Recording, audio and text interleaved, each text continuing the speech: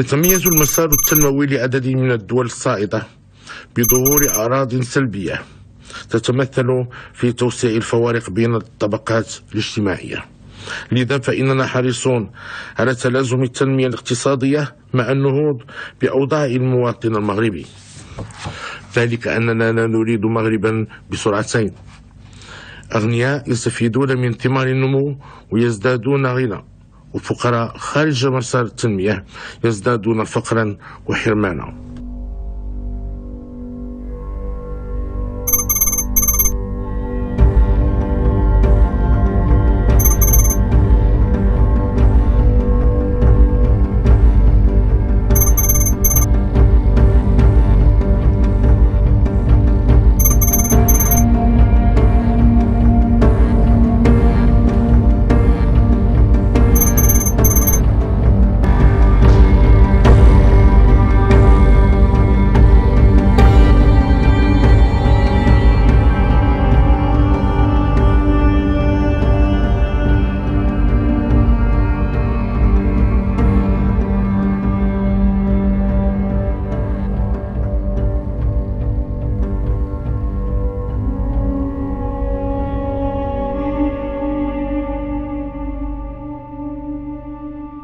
الشعب يريد رحيل أخ النوش، الشعب يريد رحيل أخ النوش، الشعب يريد رحيل أخ النوش، الشعب يريد رحيل أخ النوش. أهلا وسهلا بكم أعزائنا المشاهدين في قناة رؤيا، حيث نفتح معا نافذة على قضايا الوطن وهموم المجتمع، ونحاول أن نقرأ بعمق ما يجري في الساحة المغربية من تحولات وانتظارات. في هذا الفيديو سنتوقف عند موجة الاحتجاجات السلمية التي قادها شباب مغربي في عدد من مدن المملكة خلال نهاية شهر شتنبر وبداية أكتوبر من هذا العام، والتي رفعت شعارات بسيطة لكنها عميقة تستند إلى الحق في الكرامة والعدالة الاجتماعية، وتطالب بإصلاح منظومتي الصحة والتعليم ومحاربة الفساد، من دون أن تحمل أي أجندات سياسية أو مطالب تهدد الاستقرار، بل العكس تماماً، فقد كان جوهرها البحث عن مغرب أفضل يتسع لجميع أبنائه، وهو ما يجعلنا أمام سؤال كبير: لماذا تستمر الدولة في التعاطي مع مثل هذه المبادرات بالمقاربة الأمنية بدل الحوار والتجاوب؟ لكي نتابع تفاصيل هذا الموضوع، لا تغادروا هذا الفيديو واضغطوا على المتابعة معنا، فسنعود إليكم بعد هذا الفاصل.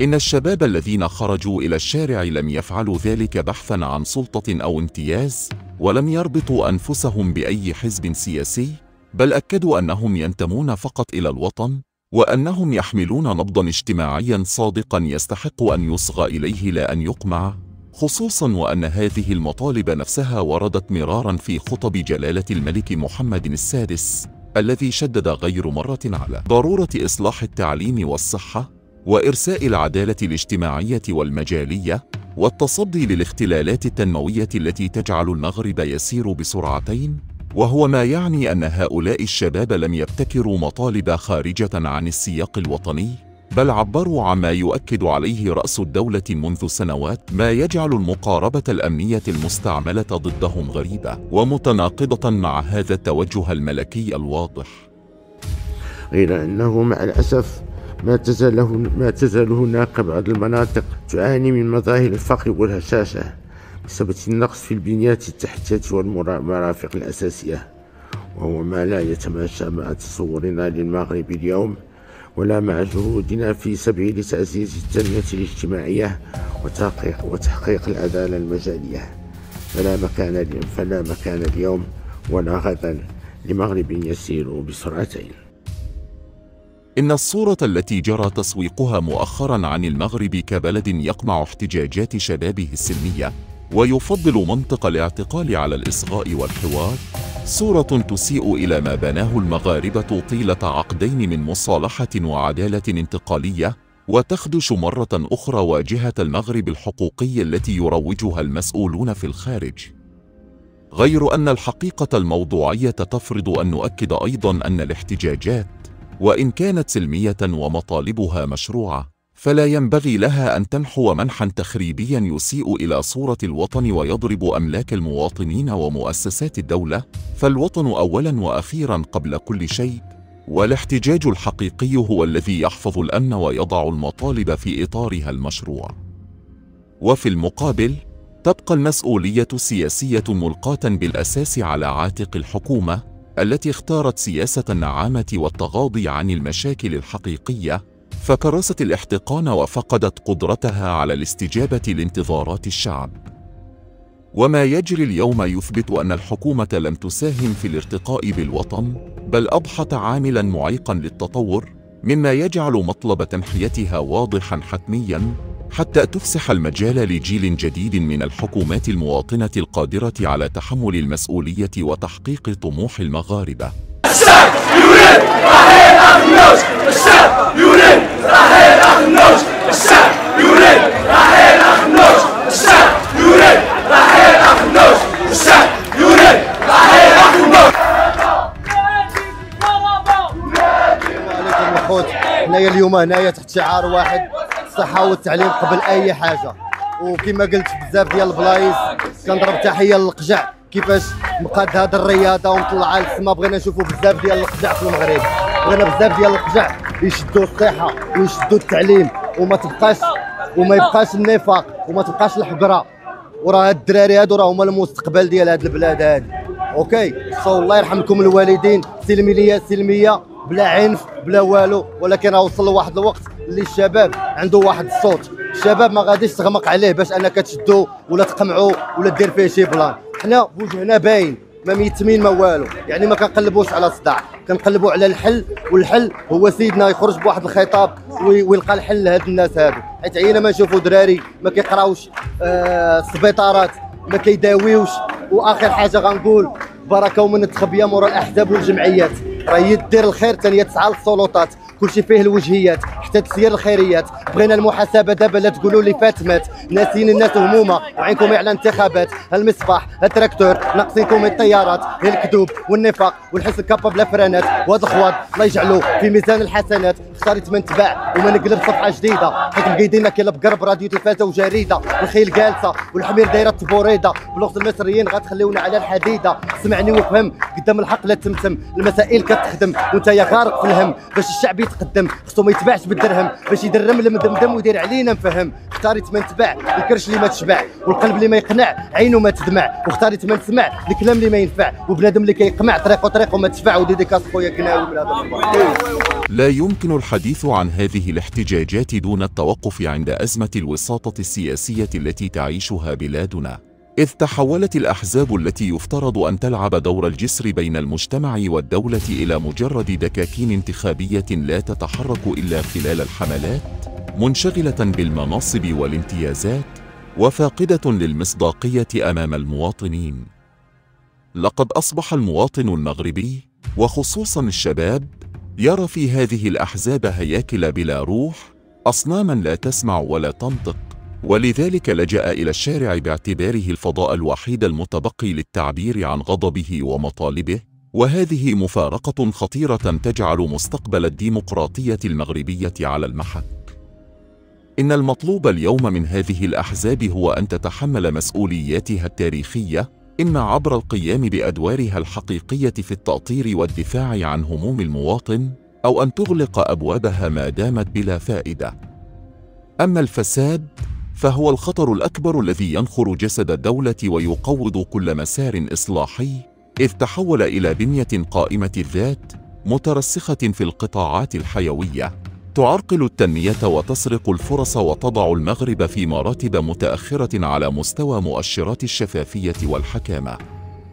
ولا يمكن الاستمرار في تبرير الغضب الشعبي بالحديث عن أياد خارجية، فهذا استخفاف بوعي المواطن المغربي الذي لم يعد يقبل أن يستغبى أو يعامل كقاصر. المسؤولون الحقيقيون عن الأزمة ليسوا الشباب الذي خرج للاحتجاج، بل أولئك الذين نهبوا المال العام وحولوا المؤسسات إلى فضاءات للزبونية والمحسوبية، وجعلوا ثقة المغاربة في الدولة تهتز باستمرار. إن الإصغاء إلى صوت الشباب اليوم ليس تهديداً لاستقرار المغرب، بل هو الضمانة الأولى له، لأن جيل الشباب لا يسعى إلى إسقاط النظام ولا إلى المساس بالمؤسسات، وإنما يريد دولة عادلة شفافة تستثمر في مواطنيها وتضع الإنسان في صلب سياساتها، دولة توفر تعليماً يفتح آفاق المستقبل وصحة تحفظ الكرامة، بدل أن تبقى هذه القطاعات رهينة الإهمال والتهميش، وهو ما لا يمكن القبول باستمراره. إن استمرار الوضع على ما هو عليه قد يحمل انعكاسات سلبية خطيرة، ليس فقط على السلم الاجتماعي، بل حتى على صورة المغرب الدولية، خصوصاً ونحن مقبلون على احتضان إقصائيات كأس العالم 2030، وهو حدث عالمي يفرض على الدولة أن تهيئ بيئة اجتماعية مستقرة وصحية وتعليمية قوية، حتى تكون قادرة على تقديم نفسها أمام العالم كبلد صاعد يملك شروط التنظيم والريادة. وعليه فإن الخيار اليوم أمامنا واضح: إما أن نعيد إنتاج سياسات الإنكار والقمع، فنخسر فرصة جديدة في الإصلاح ونغامر بالاستقرار، أو أن ننصت إلى هذه الأصوات الصادقة ونفتح نقاشاً وطنياً واسعاً يعيد الثقة بين الدولة والمجتمع، ويؤسس لمرحلة جديدة تقطع مع الفساد والزبونية، وتطلق دينامية حقيقية لإصلاح الصحة والتعليم وإرساء العدالة الاجتماعية. إن المغرب لا يحتاج إلى حكومات أصنام لا تسمع ولا ترى، بل يحتاج إلى حكومات مواطنة تعكس إرادة الشعب وتشتغل من أجله، وعلى جميع المغاربة أن يتحملوا مسؤولياتهم في الاستحقاقات الانتخابية المقبلة، لأن التصويت اليوم ليس مجرد واجب وطني، بل هو أيضاً وسيلة لفرز نخب جديدة قادرة على إخراج الوطن من عنق الزجاجة بدل إعادة تدوير نفس الوجوه التي أغرقت البلاد في الأزمات.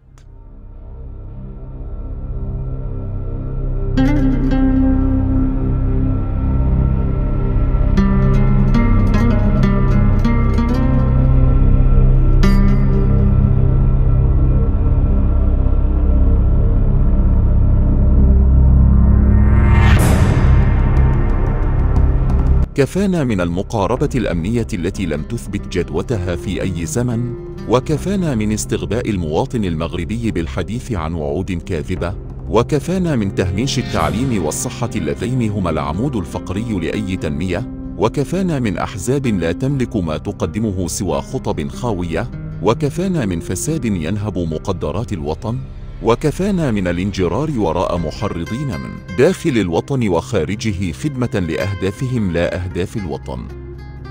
ما نحتاجه اليوم هو حصانة لجيل الشباب من الذباب الجزائري، وشجاعة سياسية، ورؤية إصلاحية جريئة، وانفتاح على جيل جديد من الشباب الذي لا يملك سوى صوته وإيمانه بمستقبل أفضل.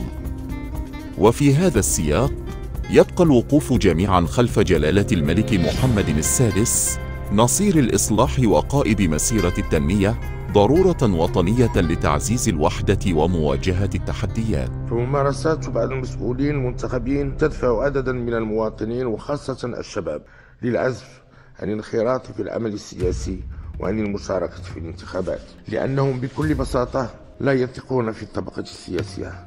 فبدعم المؤسسة الملكية وبتجنيد جهود المواطنين يمكننا أن نحول الأزمات إلى فرص ونبني مغرباً أقوى وأعدل. أعزائي المشاهدين، إن اللحظة دقيقة وحاسمة، والمغرب يقف أمام مفترق طرق حقيقي، فإما أن نرتقي جميعاً بالوعي والمسؤولية ونبني وطناً عادلاً قوياً بمؤسساته ومواطنيه، أو نستمر في الدوران داخل نفس الحلقة المفرغة التي لم تجلب سوى الأزمات. نأمل أن يكون صوت الشباب هذه المرة بداية لصحوة وطنية شاملة، وأن يدرك الجميع أن الاحتجاج ليس عدواً للوطن بل صرخة حب وخوف عليه. شكراً لمتابعتكم، لا تنسوا دعمنا بالإعجاب بالفيديو والاشتراك في قناة رؤيا، فحقاً مشاهداتكم تسعدنا، ولكن الإعجاب والاشتراك هو دعمكم الحقيقي. فلا تبخلوا علينا، ساعدونا على استمرار بسط رؤى تلهمكم وتفيدكم، فبكم نستمر وبأفكاركم نكبر، وإلى لقاء قريب في موضوع جديد. نظموا راسكم عاد اجوا نظموا كاس افريقيا. السلام عليكم، انا جايه من مدينه سلا ولكني الاصل ديال الاب ديالي جزائري من وهران. والملك سمع هذا الشيء وسيدنا كتالو في وسط بلادنا. انا نحيي الفريق اتحاد العاصمه الجزائريه وان شاء الله غادي نربحوا الجزائر 5 وبركان 1. والمخزن كيقبعنا وبركه من هذا الشيء، بركه من الفساد، بركه من الشواء. السلطه اللي تتكلفت بالرخص ولم تعطينا الرخص. اللي كيهضر معاكم واحد جراو عليا بالعربيه جراو على بنتي. وتمنينا ان شاء الله تدوز المباراه بدون فتنه وبدون شواش، ونكون الغايه وزينه الغايات يا ربي يا ربي. لا اله الا الله محمد رسول الله. الوقفه ماشي مرخصه، شنو تقدري تقولي عليها؟ اللي كنقول لك العديد اللي عطاو ليها غير مرخص. السلطه اللي تتكلفت بالرخص ولم تعطينا الرخص. اللي كيهضر معاكم واحد جراو عليا بالعربيه جراو على بنتي لانه ما عندكش رخصه. وما نظموا الشعب والملك سمع هذا الشيء وسيدنا كتالو في وسط بلادنا والمخزن كيقبعنا وبركه من هذا الشيء، بركه من الفساد، بركه من الشواء. وتحركوا خويا حنا الملك فوق راسنا وعينينا. عاش الملك، تحت الشعار الله الوطن الملك. حنا فينا والزقه ديالك ما تكنوش بغيتيش راهي ديالك وطلع اللهم صل عليك يا رسول الله والعاشقين في النبي صلى الله عليه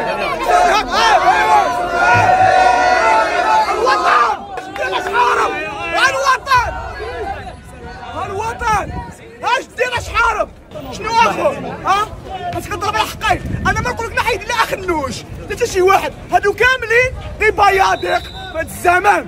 واخا هادو بياضيق الزمان، كاينين رجال قادرين انهم يسيروا الوطن وعاش الملك وحنا ملكيين ونموت ويحيى هذا الوطن ونموت ويحيى هذا الوطن وهلموا لمجد الوطن. واش المغاربه دابا المغرب كيعيش ازمات، الناس يكون سيدي ومولاي اللي يتحمل المسؤوليه، اللي يدخل اليوم المسؤوليه.